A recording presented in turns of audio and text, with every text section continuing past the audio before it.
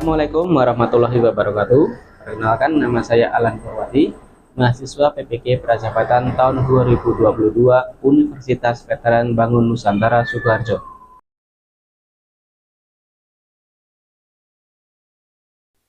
Yang pertama adalah refleksi pengalaman PPL pertama dan kedua.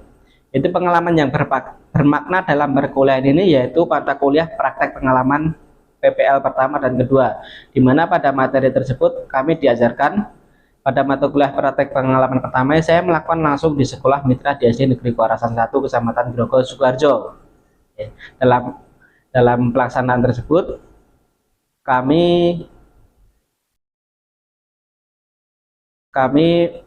terdiri dari berbagai kegiatan, diantaranya kegiatan observasi yang berjalan selama 1 minggu, kemudian dilanjutkan asistensi mengajar, kemudian dilanjutkan dengan pembelajaran secara terbimbing. Refleksi yang berikutnya yaitu praktik pengalaman lapangan yang pertama. Pada mata kuliah praktik pengalaman yang pertama ini saya melakukan langsung di Sekolah Mitra di SD Negeri Kuarasan 1 Kecamatan Grogol Sukoharjo. Program PPL ini terdiri dari berbagai kegiatan, diantaranya kegiatan observasi yang berjalan selama 1 minggu, kemudian dilanjutkan asistensi mengajar sebanyak 1 siklus, kemudian dilanjutkan praktik pembelajaran secara terbimbing sebanyak 3 siklus. Dalam melaksanakan siklus pembelajaran terdiri dari plan, do, dan see, yang berisi mulai dari persiapan pembelajaran, pelaksanaan pembelajaran, dan analisis hasil serta membuat rencana tindak lanjut.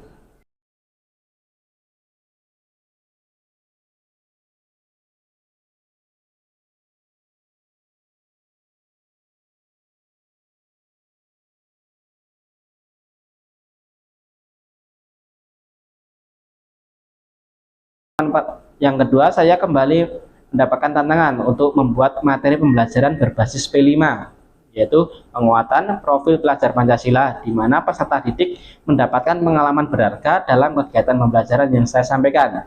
Pada tahap pembelajaran tersebut, saya mencoba menjelaskan materi IPAS atau Ilmu Pengetahuan Alam dan Sosial kelas 4 dengan materi kebudayaan. Pada materi tersebut, saya mengajarkan peserta didik untuk membuat karya berupa pop-up sederhana terkait materi kebudayaan Indonesia. Membangun paradigma baru terhadap makna guru. Yang pertama adalah hasil refleksi. Yang pertama PPL pertama, PPL 1 pada topik 4, yaitu praktik pembelajaran terbimbing siklus 1. Pada topik ini penting untuk dipelajari karena sebagai seorang calon guru perlu memiliki kemampuan dalam menemukan praktik mengajar, dalam melakukan praktik mengajar. Pada praktik pembelajaran terbimbing, saya dapat menerapkan ilmu yang saya terima dari pendidikan pada suatu kelas. Pada PPL pertama ini, dalam mempelajari mata kuliah ini saya melalui beberapa tahapan. Yang pertama adalah koordinasi. Dalam kegiatan ini saya berkoordinasi dengan guru pamong, dosen, dan teman sekelompok terkait dengan teknis pembelajaran, praktik pembelajaran terbimbing. Kemudian dalam ruang kolaborasi, diskusi dengan DPL dan teman sekelompok terkait dengan kendala serta kesulitan, hambatan, tantangan, dan solusi dalam mengatasi tantangan saat proses pembelajaran terbimbing. Kemudian dalam praktik pembelajaran terbimbing, pada praktek pembelajaran terbimbing ini di bawah bimbingan intensif guru pamong dan dosen membimbing lapangan. Praktek pembelajaran terbimbing dilaksanakan sebanyak 3 siklus. Dalam refleksi ini, pada kegiatan ini mahasiswa merefleksikan berdasarkan praktik pembelajaran terbimbing yang telah dilaksanakan. Kemudian hasil refleksi digunakan sebagai masukan untuk perbaikan dan kegiatan pembelajaran berikutnya. Kemudian kesimpulan hasil refleksi pengalaman belajar, yaitu setelah saya mempelajari topik ini, praktik pembelajaran terbimbing memberikan saya pengalaman berharga dan dalam melakukan kegiatan pembelajaran, yaitu dimulai dari koordinasi dengan guru pamong, dosen, dan rekan sejawat hingga dalam refleksi pembelajaran. Kemudian artefak pembelajaran, pengalaman baru dalam pengajaran dan pembelajaran, yaitu artefak untuk artefak video pembelajaran dapat dilihat di sini. Kemudian add artefak media pembelajaran pada link berikut.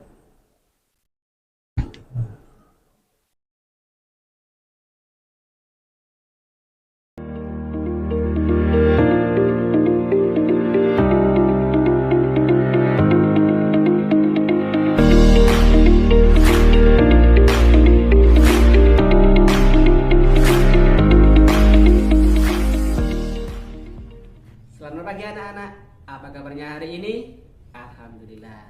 Oke, di pertemuan kali ini saya akan membahas mengenai pengurangan. Ya, kita perhatikan gambar sebentar ini. Oke, sebelah sini. Di dalam gambar ada beberapa mobil berada di parkiran. Kita hitung yang pertama. 1, 2, 3, 4. Ada 4 mobil berada di parkiran. Kita tulis di dalam kotak. Oke, setelah beberapa saat ada beberapa mobil yang keluar dari parkiran. Kita hitung yang keluar. 1, 2. Ada 2 mobil yang keluar dari parkiran. Kita tulis di dalam kotak sini. Ya, bagus ya. Kemudian setelah ditinggal 2 mobil tadi, tersisa berapa mobil yang ada di parkiran? Kita hitung yang ada di parkiran yang tersisa. 1, 2. Jadi ada 2 mobil yang berada di parkiran. Jadi kalimat matematikanya 4 dikurangi 2 sama dengan 2. Oke, jadi mobil yang ada di parkiran tersisa 2 mobil. Kemudian gambar berikutnya, perhatikan. Ada beberapa balok di dalam nampan. Oke, kita hitung balok yang di atas nampan yang pertama. 1, 2, 3. Ada 3 balok yang berada di atas nampan. Kemudian diambil oleh Edo 1. Kita tulis 1 di sini. Kemudian sisanya berapa? Kita hitung 1, 2. Oke, jadi balok tersisa 2. Kita tulis di dalam kotak. Oke. Ya, sekarang kita baca kalimat matematikanya. 3 dikurangi 1 sama dengan 2. Ya, jadi dari 3 balok kemudian diambil 1, tersisa 2 balok yang ada di nampan. Oke, gambar berikutnya. Ada beberapa ikan di dalam akuarium. Kita hitung bersama-sama. 1, 2, 3, 4, 5. Ada 5 ikan berada di akuarium. Kita tulis di dalam kotak sini. Ya, sekarang kemudian diambil 2 ikan. Kita ambil 2.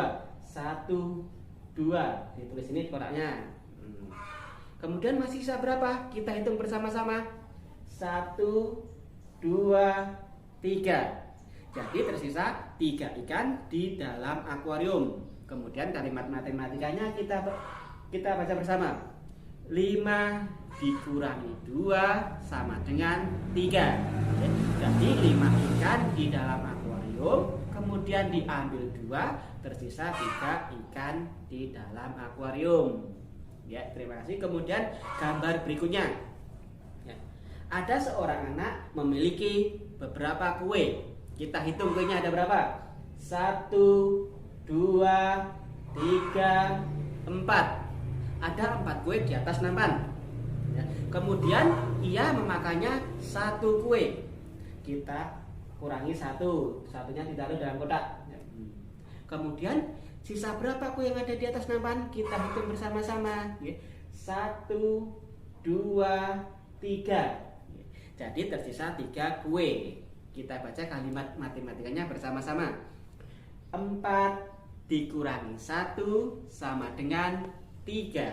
Ya, dari 4 kue kemudian dimakan 1, tersisa 3 kue. Ya, begitu ya adik-adik. Kemudian satu lagi gambar mengenai bunga. Seorang laki-laki atau seorang anak laki-laki memiliki 3 tangkai bunga. Kita hitung bersama-sama. 1, 2, 3. Kita tulis di dalam kotak. Sudah? Oke. Kemudian diberikan kepada temannya beberapa. Kita hitung berapa yang diberikan. 1, 2. 2 ditulis di dalam kotak ini. Setelah diberikan, berarti sisa berapa? Kita hitung 1. Jadi anak laki-laki itu memiliki 1 bunga. Kita baca bersama-sama kalimat matematikanya. 3 kurangi 2 sama dengan 1. Jadi dari 3 tangkai bunga, ya kemudian 2 diberikan pada temannya, sehingga tersisa 1 tangkai bunga. Demikian anak-anak mengenai materi pengurangan. Selanjutnya akan disampaikan oleh Pak Guru. Terima kasih.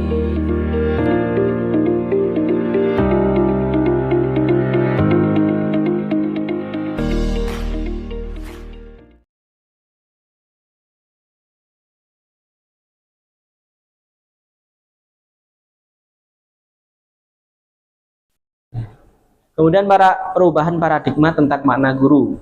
Rencana tindak lanjut yang saya laksanakan setelah menjadi guru yaitu akan menerapkan pembelajaran yang menyenangkan pada peserta didik, di mana dalam hal tersebut saya mencoba untuk membuat video pembelajaran serta media pembelajaran yang menyenangkan bagi peserta didik. Dengan media serta materi pembelajaran yang menyenangkan atau menarik bagi peserta didik akan merasa antusias dalam kegiatan pembelajaran. Dengan minat serta antusias peserta didik dalam kegiatan pembelajaran dapat meningkatkan kualitas belajar peserta didik lebih meningkat. Selain itu, peserta didik akan merasa ada pengalaman yang baru. Ya, kemudian untuk dokumentasi dari kegiatan tersebut yaitu adalah sebagai berikut.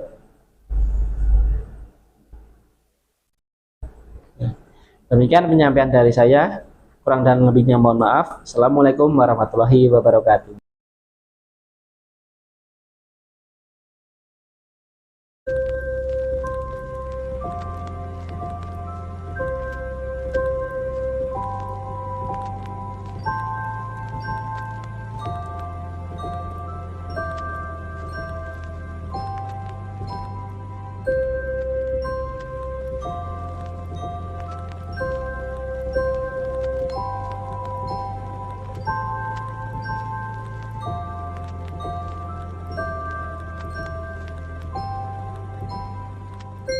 Yang pertama kali terbesit dalam pikiranku ketika lulus sekolah adalah mencari kampus yang benar-benar berkualitas tanpa harus jauh-jauh ke kota besar, apalagi sampai ke luar negeri. Karena bagiku, melanjutkan pendidikan adalah memperluas cakrawala berpikir, menggali dan mengembangkan potensi-potensi yang kumiliki saat ini.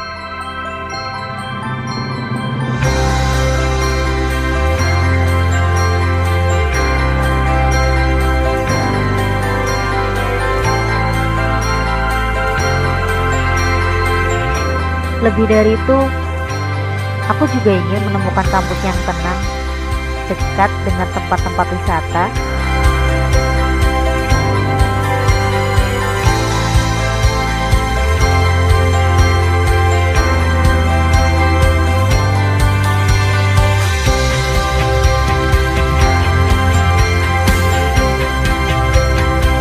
ruang publik, bertemu dengan sahabat-sahabat baru, suasana baru, sarana yang lengkap,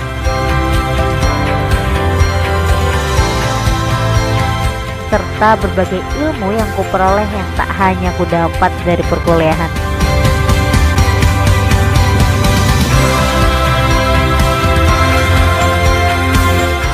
Tak kusangka dalam beberapa tahun aku sudah singgah di kampus ini.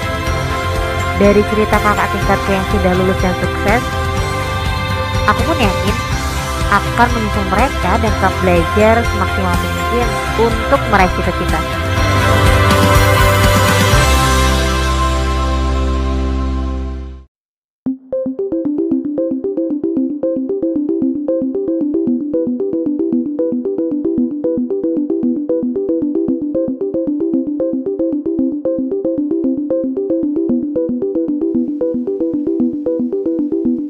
Universitas Veteran Bangun Nusantara atau Univet Bantara merupakan perubahan bentuk atau pengembangan dari Institut Keguruan dan Ilmu Pendidikan IKIP Veteran Sukoharjo. IKIP Veteran Sukoharjo didirikan oleh para veteran pejuang kemerdekaan Republik Indonesia pada 28 Maret 1968.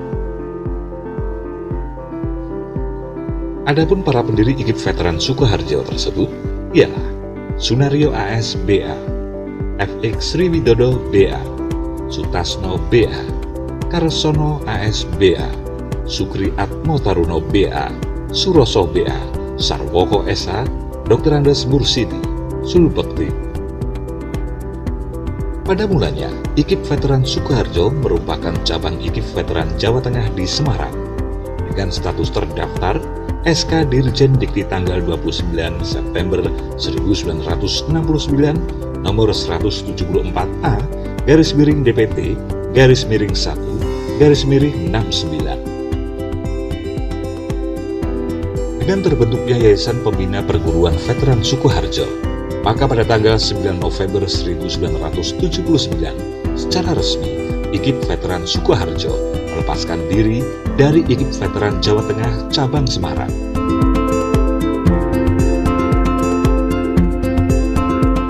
Pada tahun 1993, IKIP Veteran Sukoharjo secara resmi berubah menjadi Universitas Veteran Bangun Nusantara Sukoharjo berdasarkan surat keputusan Menteri Pendidikan dan Kebudayaan nomor 30 garis miring 1993. Semenjak itulah, kampus ini memiliki visi terwujudnya universitas yang unggul, berkarakter, mandiri dan memiliki nilai-nilai kejuangan, serta misi menyelenggarakan pendidikan yang berbasis pada nilai kejuangan, menjalankan penelitian dan penyelenggaraan pengabdian kepada masyarakat untuk mengembangkan IPTEX dan SOSBUD, serta menjalin kerjasama yang saling menguntungkan sesuai dengan kebutuhan pembangunan. Univet Bantara Sukoharjo menghendaki para sarjana lulusannya mempunyai wawasan yang luas sehingga dapat menyumbangkan tenaga dan pikirannya untuk kepentingan bangsa, negara, dan pembangunan.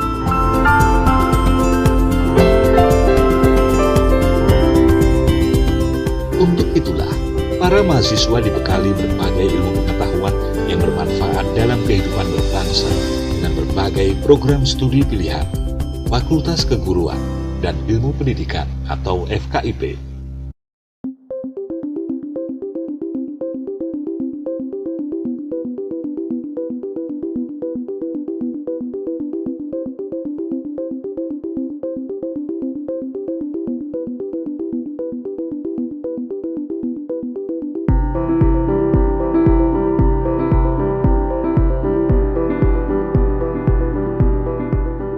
Fakultas Teknik.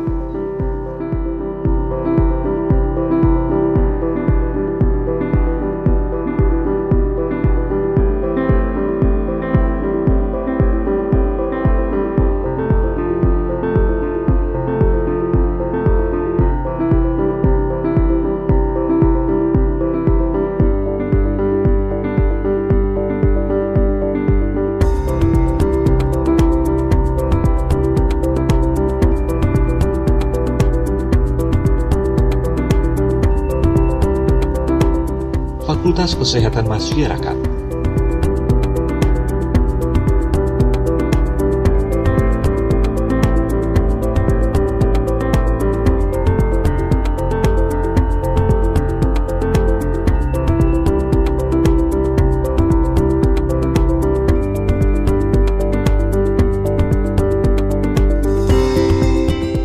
Fakultas Pertanian.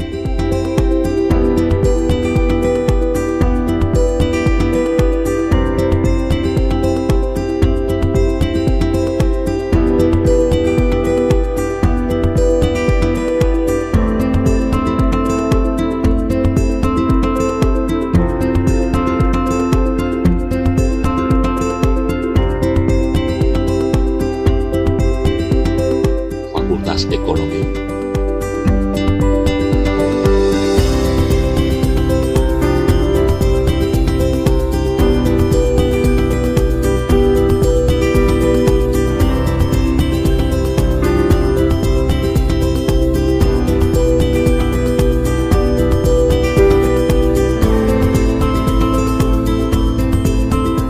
Fakultas Ilmu Sosial dan Ilmu Politik.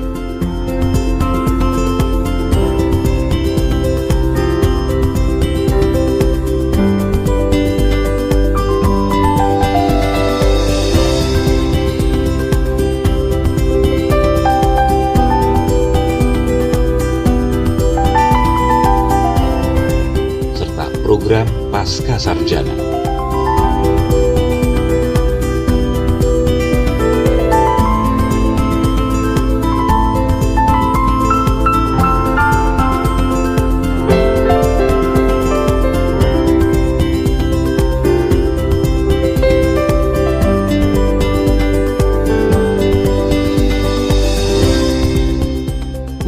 Ajang prestasi mahasiswa, Univet Bantara dilengkapi dengan berbagai sarana dan prasarana.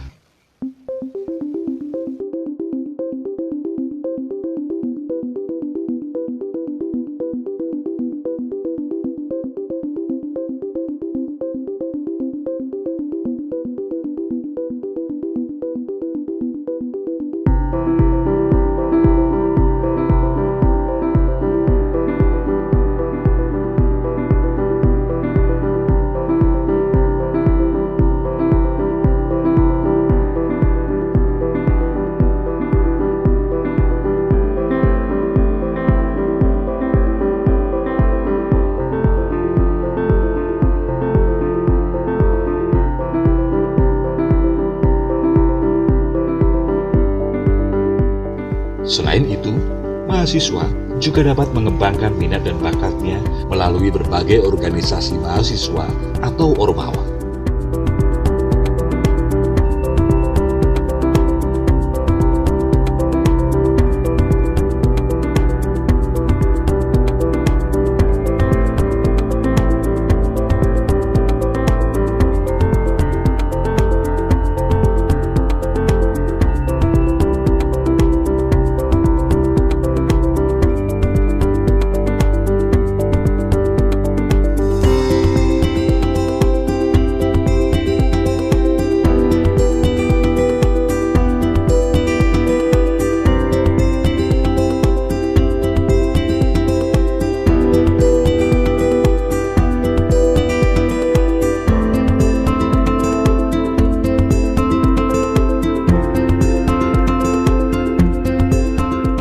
Univet Bantara Sukoharjo, Smart Choice University.